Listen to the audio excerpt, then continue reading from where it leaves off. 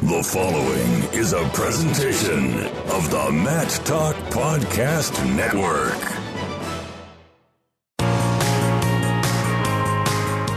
It's time to go on the mat, a presentation of the National Wrestling Hall of Fame Dan Gable Museum.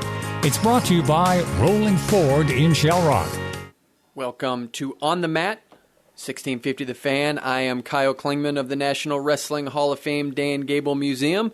You know what it is, Scott. It is George Tragos Luthez Professional Wrestling Hall of Fame week. We have our induction weekend, July 21 through 23. When we kick it off in style, we have three big guests. We're going to start it out with Gerry Brisco, WWE Talent Scout, OSU Cowboy, WWE Hall of Fame, and, of course, George Tragos Luthez Professional Wrestling Hall of Fame in 2005. He's on the line with us. How are you, Gerry? I'm doing awesome, Kyle. I hope everybody's fine up there in the great city of Waterloo. Well, and I left this off because I want to talk about this. You just got inducted into a special Hall of Fame. You got inducted into the Chickasaw Nation Hall of Fame in Oklahoma. Tell us what that's all about. Well, Chickasaw Nation Hall of Fame is, of course, from my heritage. My mother was three-quarter Chickasaw and part Choctaw Indian, but we were part of the Dawes Act of the Indian removal of southeastern United States and put on the force march of the Trail of Tears as it later became, and settled out in Oklahoma. And my great-great-great-grandmother was one of the original signers of the Dawes Act, where they wanted to civilize and change all the natives into nice young Catholic men, but that didn't work out too well. On the line with Gerry Brisco, upcoming this weekend is the George Tragos Luthez Professional Wrestling Hall of Fame weekend. You are the president of our selection committee. We have a great class. It's headlined by the Iron Sheik, Khosrow Vaziri, and Bob Backlund. And when you hear those two names, not only in the history of professional wrestling it's big, but history of amateur wrestling, those guys have great pedigree. Well, that's exactly right, Kyle. And, you know, those two have been missing, and it's been obvious that they've been missing. And through our great committee and our teamwork that we have there at the Tragos Museum, we recognize that fact, and we kind of push for the fact that these two guys finally get their just deserved, and they accepted the honors, and I'm so happy for both of them.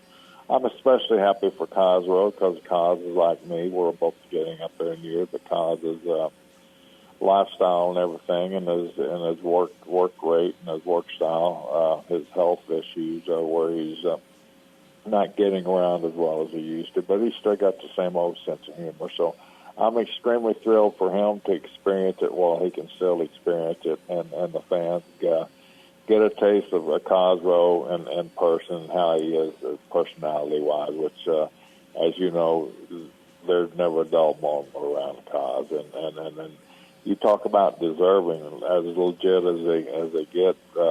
Fred Rice, who you have a wing named after Fred, was the one that originally brought the Kos over to train the Minnesota Greco freestyle team and turned it into a world-class,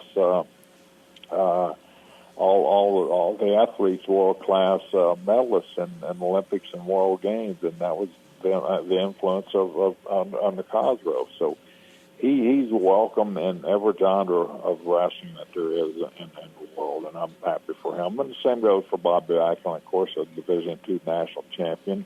And also a little known fact, the same year he was a national champion wrestler, their football team won the Division II national championship football championship, too. So he was a dual national champion in 1 year, which is very rare. Then went on to become one of the most decorated professional wrestlers in the history. So I'm very happy for both of them. I think both of them are well-deserving and really fit the qualifications and just go along with the wonderful weekend we're going to have there in Waterloo. How did Bob Backlund have the belt for 5 years, Gerry? He's an Iron Man. You know, that baseball has its Kyle Ripken and football has their longevity guys, but Bobby Backlund, he reminds me a lot. He's old school. He reminds me a lot of Dory Funk Jr. having that NWA world belt for over 4 years, which was an Iron Man belt.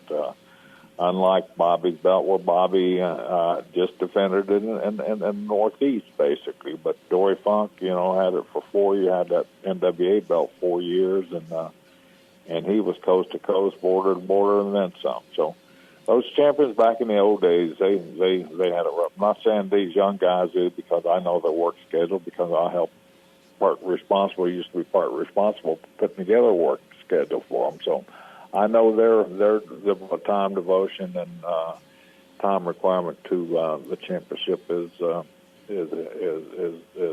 time consuming too. Just like it no matter what sport you're in, if you're a champion, you've got to have your time committed to what you're doing. And Bob Backlund is on Raw right now on Monday nights. That has to be a big boost for him right now. It's going to be tremendous for Bobby, and believe me, I know how it feels. When Bobby was about my age, when I started doing that thing with Pat Patterson and Vince McMahon on TV, and it's a thrill. More people are recognizing a complete different generation is now recognizing Bob Backlund and Bob Backlund's talent than ever before. So, Bob, how many generations? This is like his third or fourth generational run. That's how I kind of look at it.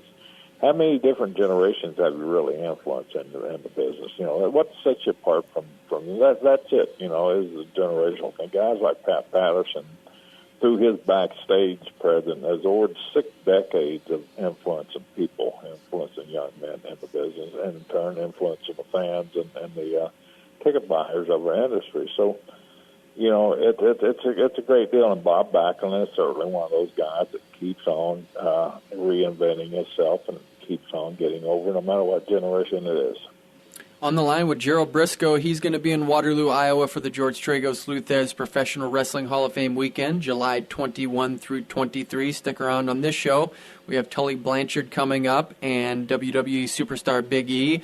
And with Big E coming into town, WWE has been a great support. They've really invested in what we're doing, and I know they want to continue to do it. You're part of WWE. You're a talent scout for them.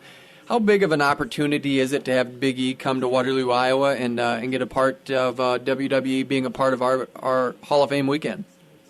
Well, first, Colin, let me address this. It's just an honor for them. We've been working on this, and through your great relationship, through your trips out, your work trips out. And notice I say work trips out to Las Vegas.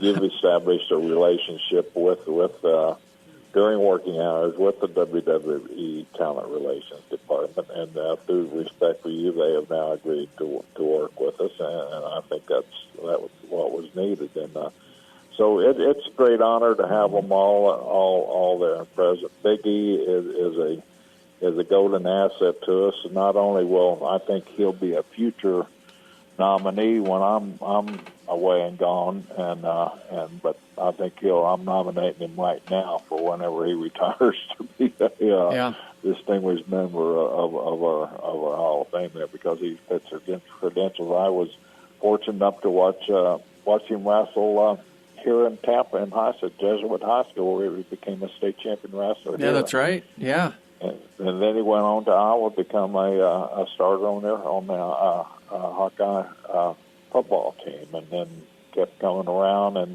back then I was working almost every day. I never ran into him, but finally worked his way into the training center, and boom, he's a mega star. And so for any of you old Hawkeyes around that like the Big E, he's going to be there. And as people know, and I'm not saying anything bad or it's a bad shape, but our events are so sterilized, it's really hard to get to the mega superstars. And Big E, being part of the New Day, is a mega superstar. So he's kind of one in that group, but they're hard to get to for the average fan. But we're fan-friendly at the Gable Museum. We're fan-friendly at the Tragos wing of the museum there. We're fan-friendly at Troy Peterson's Impact Wrestling show on the night before the big banquet there. So it's a night where fans can come up, get their pictures taken with Big E, get their autograph from Big E, and ask him questions. And he's certainly an intelligent and engaging young man. So it's a big deal for us to have him there. On the line with Gerry Brisco, one of the most popular people in Waterloo, Iowa, during the Trago-Stez Hall of Fame weekend, and that will be the same when he comes to town July 21st, just a day away. You're going to see you here on Thursday, July 21st, and then we have the Hall of Fame weekend, the 22nd and 23rd. And as we talk about the induction class, we talked about a couple of our living members, but it goes down to a guy from the Four Horsemen. We're going to have one of those guys on in Tully Blanchard, but J.J. Dillon for the Luthez World Heavyweight Championship Award. Have gotten a chance to know him, Gerry. What a great guy, what a great asset to professional wrestling. Well, to me, and you know how I feel about JJ. JJ's a brother to me. JJ was really, when I left Oklahoma back in the early 70s and ventured out to North Carolina, you know, I was a rookie. I really didn't know anybody. And, you know, I had kind of a name, you know, because I was following a legend into the business and developed quite a name. So I went out there, and I really didn't know anybody. And JJ became my friend right off the bat. And he was in the same predicament. He had just fooled somebody into thinking that he was a professional wrestler, and he got booked. So he needed me about as bad as I needed him. We needed each other, and we fed off of each other, and feeding off of each other, we eventually became friends. And we happened to go to Japan together, and had a great time, bonded even more. And then, you know, we kind of, your careers go separate ways, and we kind of got together in my early days at WWE when JJ was still there, and he kind of guided me and gave me direction and gave me understanding, a little bit of corporate understanding on how to work with events and how to get along with corporate people. So we developed a strong friendship. Then he left and went his way, and I went my way, and we kept running into each other and you know, formed that bond and that friendship that lasted a lifetime. And I'm so happy for him receiving the award. He's so deserving of it, as is everybody we have this year. We are on the line with Gerry Brisco, WWE Talent Scout, and when we say that, I want to make sure people understand the schedule you keep for college and high school wrestling. Nobody follows the sport of wrestling more than you do. Your schedule starting soon here in the fall time goes round the clock. You go to all of the events. I know a lot of people ask you this question, and I want you to answer it again. When you're looking for someone, and usually it's 184 or higher that you're looking for in the collegiate ranks, what kind of things are you looking for to bring into the WWE?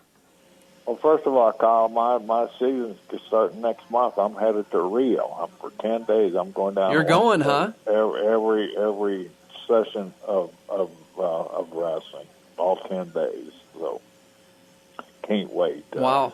But I'll be down there, and I'll be looking for everybody except Russians, look like. You know. Yeah. So anyway, doesn't look like they'll be there. Yeah, but I'll be looking for guys who have talent, just like other coaches are. I mean, I look for the same qualities, but I also look for that intangible, that personality, that charisma. You know, at the World Games, I won't put any pressure on anybody, but when I'm talking about him, everybody that listens to your program that understands freestyle wrestling, the Greco wrestling, that's what I'm talking about. But he got beat by a Russian, but that Russian started getting tired, and the guy started pushing him and started scoring points on him, and pretty soon that crowd was just chanting his name, and then our young man was encouraging the guys. That showed me this young man has charisma. He has that hidden intangible that you look for in somebody. You know he's got talent because he's on a world stage to begin with. So it's not you don't be an idiot. Don't say you're discovering a great athlete, because you're not. You're just going where a great athlete is, or you're saying if he has the intangibles that you think that could fit into your business. And I've been very fortunate that I've spotted a few of those guys.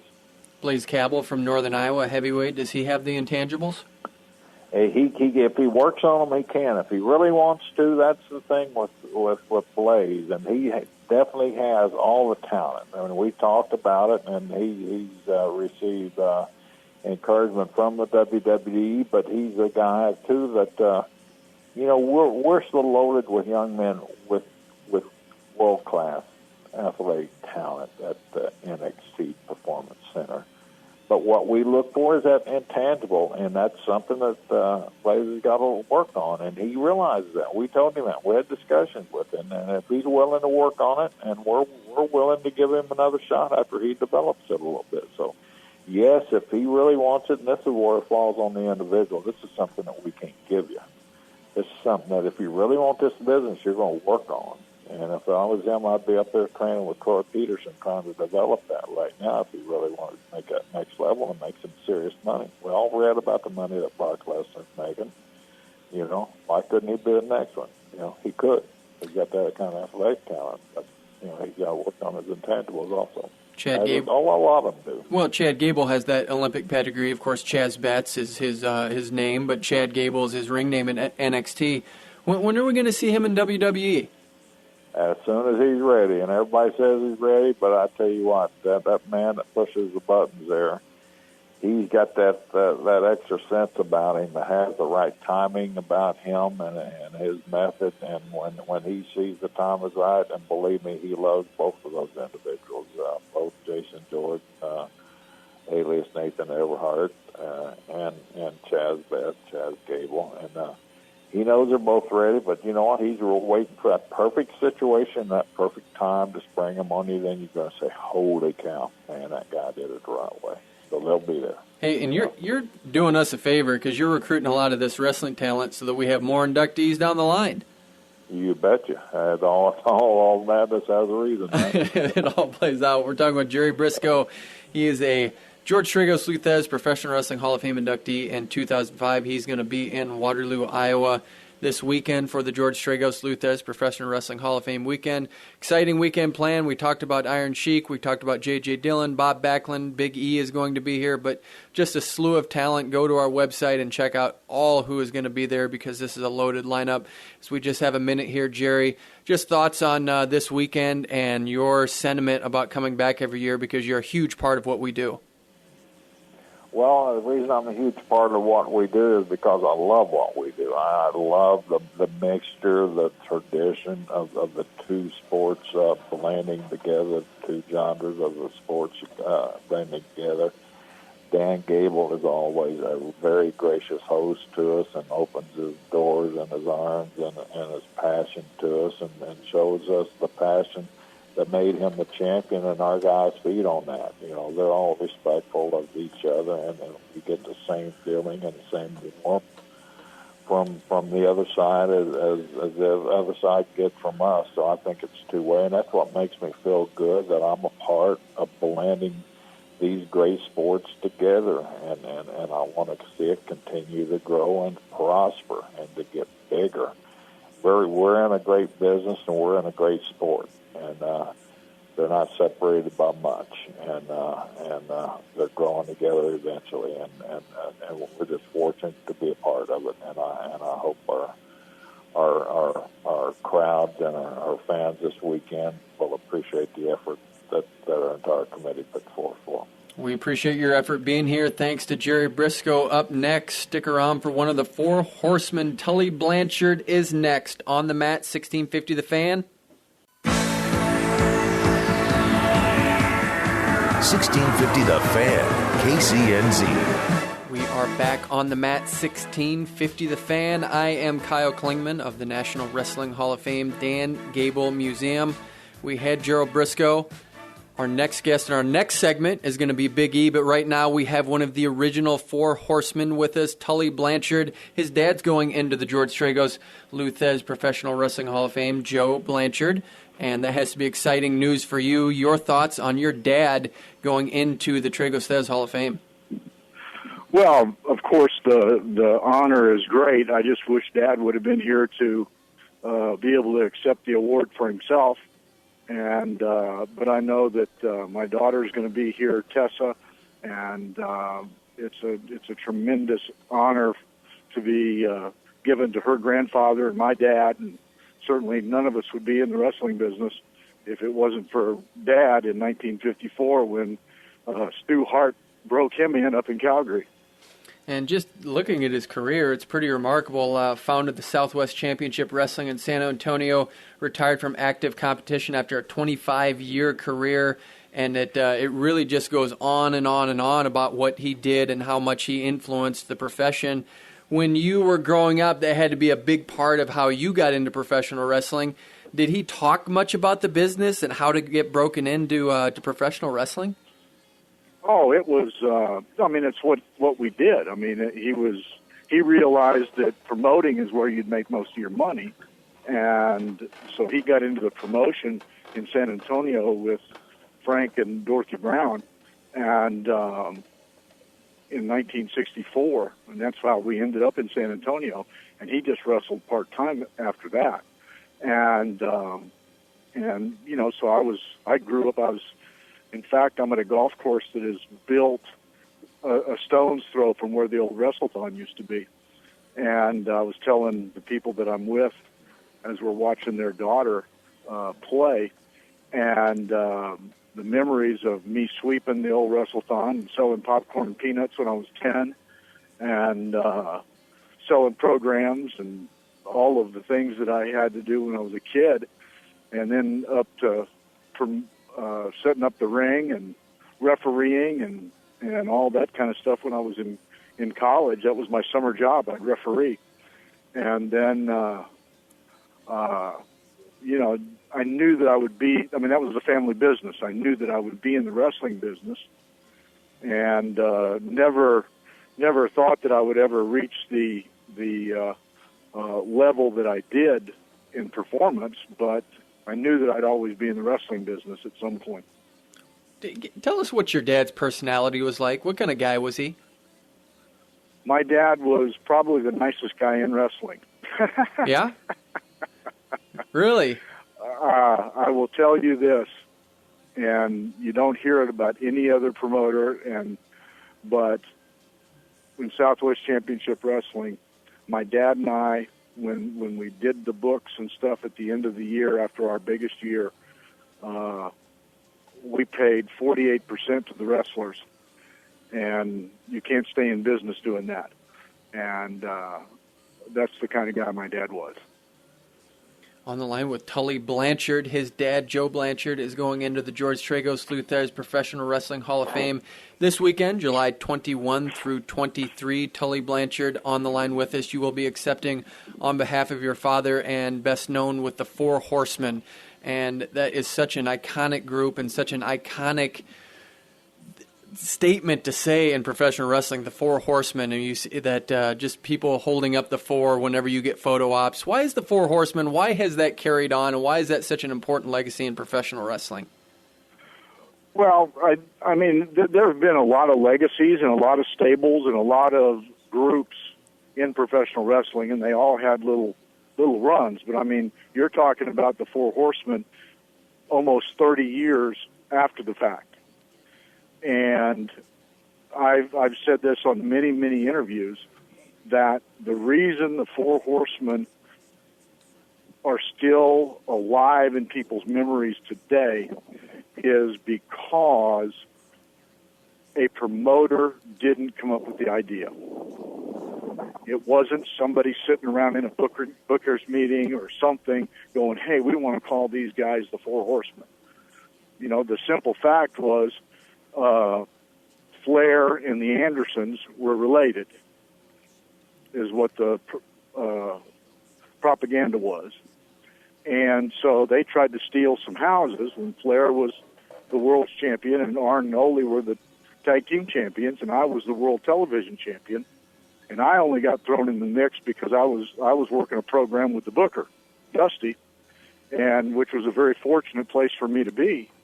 And JJ was managing me, so when they tried to book some nothing happening 8-man tag matches to steal the houses, we were making interviews about it, and Arn came up with and said that we were the Four Horsemen of the Apocalypse. And then we walked into the Greensboro Coliseum very shortly after that, and we had a whole row of people, of college kids, dressed in suits and flashcards saying Horsemen, and it caught on. I mean, it was just that, and the more we did those 8-man tags there for a little while, we just called ourselves the Horsemen, and then the 4 fingers are the symbol of excellence. And that's what we spoke about, was being the best at whatever you choose to be, but be the best. And because we were the best. And isn't it, it is interesting when you mentioned the 4 fingers again. There's pictures all over the place of The Rock doing it, of Mike Tyson doing it. Is that pretty standard when you go to autograph signings, that they want their picture with you holding up the 4 fingers? Yeah, pretty much. I mean, if they're paying for our picture, they want the 4 fingers. Okay. And I'm assuming that when autograph seekers want to talk to you, the I Quit match has to come up very frequently. It's probably as good a known match as I was in. And what do they want to know? I mean, do they want to know what went into it? Do they want to? What kind of details do they want to get out of this? Most of the time, people that talk to me about anything wrestling, it's more how we made them feel, or how I made them feel. It is not, hey, Matt, God, the I Quit match was great. God, I hated you, and blah blah, and which is good. I mean, I was a heel. I wanted people to dislike me and spend money to come watch people beat me up. And, so that was what I was doing, my job. Of people hated me. But now time has made us all celebrities and made us all baby faces. And so it's pretty much, but asking questions about, what was it like, or how'd you do that? Those questions, I can't remember the last time somebody's asked me a question like that. But how it felt and what it was like? Yeah, I mean, it was, what's Flair like? And I said, just what you'd think he'd be like. Yeah. So, So questions. So it's interesting what you're saying here. So when people ask you questions, it's more relating how they felt rather than how you felt. How we made them feel. Right. Yeah. How you made them feel, which is fascinating, and that's the purpose of professional wrestling, is to elicit those feelings out of people. And I would assume that has to make you feel good when you get that feedback. Oh, absolutely. But I mean, the feedback is, back in those days, you did it on TV on Saturday, and if the arena was sold out, you got immediate feedback. And if you weren't sold out and people weren't screaming and hollering, you weren't on the main event the next time. So all right. So on the line with Tully Blanchard of the original 4 Horsemen. He's going to be in Waterloo, Iowa for the George Tragos Luthez Professional Wrestling Hall of Fame weekend, July 21 through 23. He's going to be representing his father, Joe Blanchard, who is going in as a distinguished member into the George Tragos Luthez Professional Wrestling Hall of Fame. And you mentioned it early in your segment, Tessa Blanchard, your daughter, is going to be on the Impact Pro Wrestling show on Friday, July 22nd. It has to be fun to see her doing so well in the business. Oh, yeah, it's great. I will say this. You gave the dates, but I think those dates are this weekend, right? It is. Yep, coming up this weekend. Okay. Yeah. I think more in terms like that than looking at dates. But I'm excited to be in Waterloo and looking forward to everything, and signing autographs and seeing people and getting to be there with my daughter and take pictures with her and J.J. Dillon too is going to be there. So yeah, I get to see 2 of my closest friends in the wrestling business. Your daughter, what kind of advice does she want from you? Every now and then she'll ask me for some advice, and every now and then I'll throw some advice her way. But it hasn't been very... I was living in Texas, and she was starting in North Carolina, and I know that George South was very fundamentally sound, and I approved of him and the fundamentals being taught to her correctly. And the thing that she needs to move into is ring psychology, which is a little bit different than what you just learn in the basics.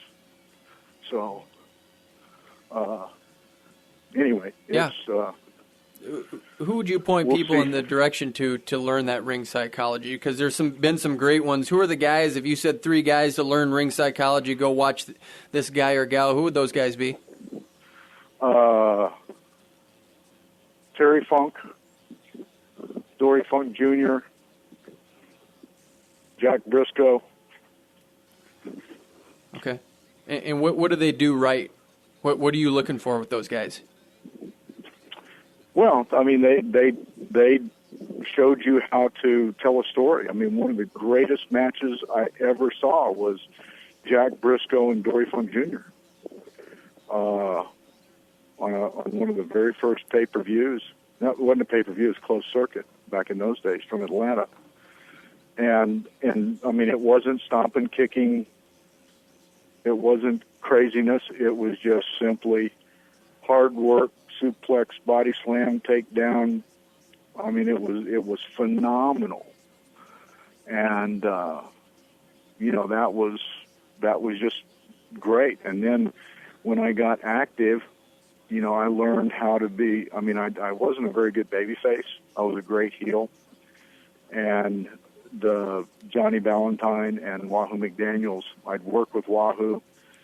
Johnny Valentine, after his plane crash, was managing and critiqued me and taught me, and I mean, just hours and hours of talking about how to have a match and what the goal is and how to make it and how to get the desired results. And so that was just huge. I mean, there was a great number of guys that had that, because that's the way everybody was taught back in those days. And it's a different animal today.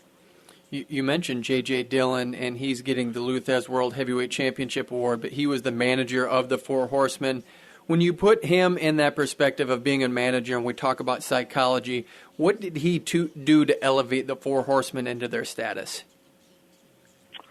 Well, J.J. is probably the best manager there is, because the four of us didn't need a manager, okay? And JJ added to what we did because he added to the story. He didn't try to steal the show. He didn't try to be the star. He didn't try to be the king of high spots. But the few things that he did in a match changed the course of battle. And knowing that and walking in that role is just phenomenal. And JJ did that, and did it with tremendous confidence, and always did the right thing at the right time. And a lot of times doing nothing was the right thing at the right time. And that was the stuff that he did. Whereas you have some of the other managers that were part of the package. You got a Jim Cornette, who was great, but he was doing high spots. He was doing this, doing that. Bobby Heenan was doing high spots and all that kind of stuff in the middle of the match, which is great. It added to the show, but it wasn't a night in, night out thing. Does that make any sense? Absolutely. And that wasn't a criticism of those guys. It was just their roles were different in that. With the Midnight Express, Cornette was different, and Heenan was different because Heenan was Heenan. On the line with Tully Blanchard, he is going to be in Waterloo, Iowa this weekend for the George Tragos Luthez Professional Wrestling Hall of Fame. And as we just talk about amateur wrestling a little bit, do you follow this at all? Do you know who Dan Gable is and some of these iconic amateur figures? I know who Dan Gable is, and I got beat up by some of the great ones. You know, I'm Jack and Gerry, and sure, and my dad beat me up in the garage a few times, stretched me. Sure. And he wasn't a national champion, but he was still a Big 8 champion, which is pretty strong. Yeah, very strong. And so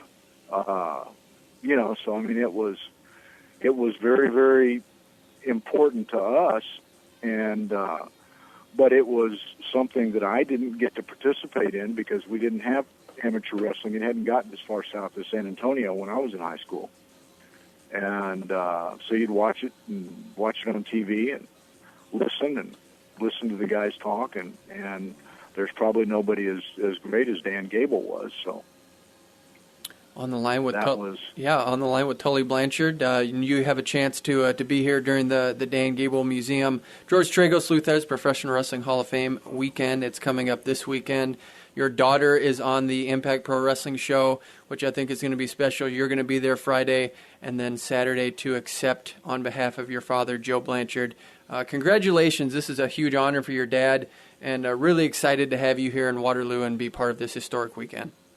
Well, I'm honored that you have inducted my dad into the Hall of Fame, and I'm honored to be chosen to accept the award for him, and it's just I'm looking forward to everything and seeing the fans and everything. All right, we are excited about that.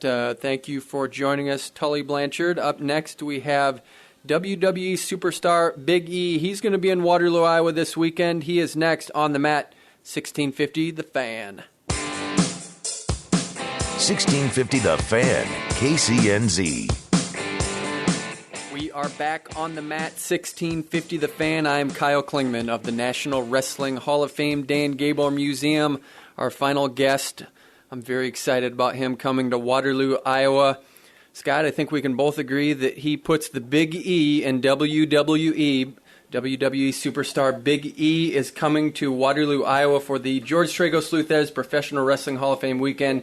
He is going to be here Saturday, July 23rd.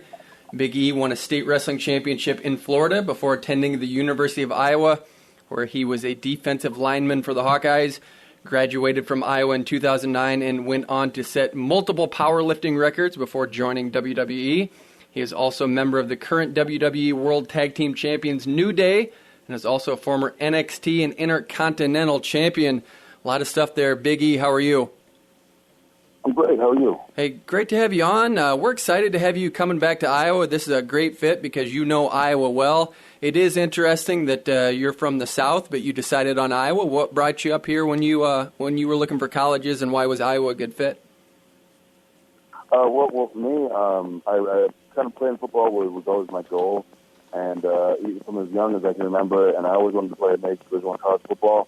But my parents were really dead set on me getting a great education, so I went to a middle school and high school in Tampa, called Tampa Prep, that didn't have a football team. And as most people know, that I'm familiar with recruiting, your junior year is your critical year of playing. So I didn't get that opportunity. I only played my senior year of high school football. And so I really didn't have a lot of offers. I was offered very late in the process by Iowa. Actually, the coach, Phil Parker, he was the secondary coach at the time, coach the DBs. He was down looking for juniors when I was a senior. We were down with the season. It was very late in the process. Most guys had already gotten all their offers and signed by then. But I was fortunate enough that he ended up walking into. So our coach's office was connected to the weight room, and I was just in there. I think I was benching 315 for a set of 10. At the time, I was like 17 or 18 years old. And, he walked in, was impressed enough to ask my coach about looking at some tape for me. And I think a scholarship had just recently been freed up with one of the players from Iowa leading the team. So it just kind of happened to be the right place at the right time. I went from there. And I had a couple other offers. I was offered by Central Michigan and Central Florida. But by far, Iowa was easily my best offer. Coach Aiken was the defensive line coach at the time. And he just won Assistant Coach of the Year a couple years prior. Iowa had just finished 8th in the nation years prior. Robert Galley was just about to go number 2 overall in the draft. So it was a perfect program. And also the profile for the university was amazing as well. Such a great school. And I spent my whole life in Florida and really was keen on wanting to leave and wanted to experience something else and be out on my own a bit. And it was just kind of the perfect storm for me. And I was really fortunate enough to be offered, and I went from there. Do you still keep in touch with Kirk Ferentz? Yeah, so I got an opportunity. We had a show in Cedar Rapids a couple months ago, and I got to see the new facility, spent a lot of time with Coach Doyle, and got to talk to Coach Ferentz. He looked great, and we got to spend a couple minutes, more than a couple minutes talking.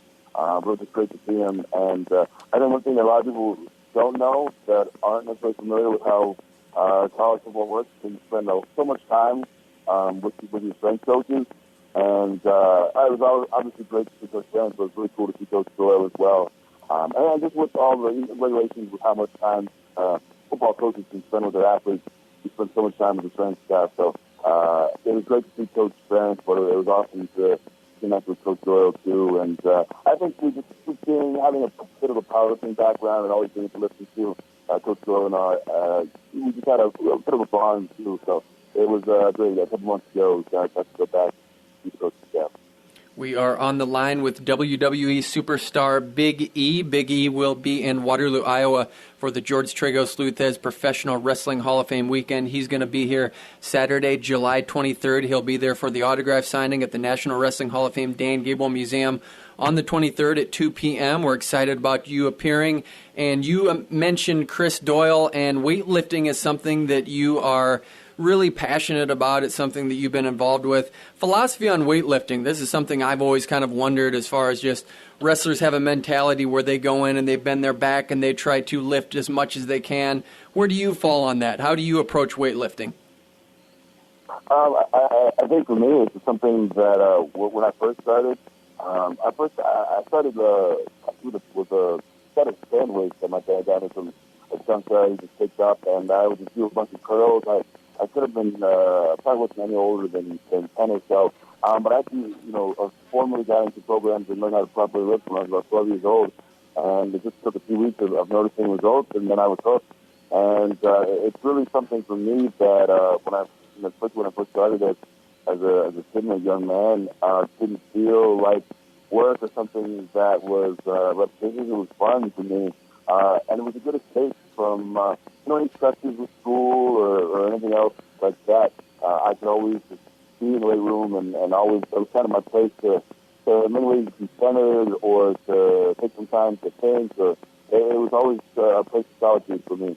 And for me now, it's definitely part of my job with what I do with WWE. It's keeping myself in the best way possible. And I don't know, I think for anyone just kind of finding what place weightlifting has in your life, and that's the great thing, whether you're a professional athlete or whether you're a person just who works a 9 to 5 and has a family. It is always a place for it's not just physical fitness, but for weightlifting. So for me, I definitely had a period where I was trying to get as strong as possible, and powerlifting really helped me a lot. And a lot of what I learned as an amateur wrestler about sacrifice and about hard work and really sticking to it is, I was able to carry that over in powerlifting and honestly in the rest of my life. I think I saw a video where you put up 575 bench. Is that accurate? Is that your best bench? Yeah, actually, that's my best bench. That was from a few years ago.